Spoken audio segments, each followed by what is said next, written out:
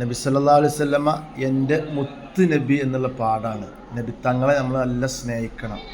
നബിത്തങ്ങളെ നല്ല സ്നേഹിക്കുന്നവരെന്ത് ചെയ്യും? നബിയുടെ മേലിൽ ധാരാളം സ്വലാത്തുകൾ ചൊല്ലും, മൗലൂദുകൾ പാരായണം ചെയ്യും. മൗലൂദ് വീട്ടിലാണെങ്കിലും ഇനി മറ്റു എവിടെയൊക്കെയാണോ മൗലൂദ് ഓതുന്നത് അവിടെയൊക്കെ പങ്കെടുക്കും.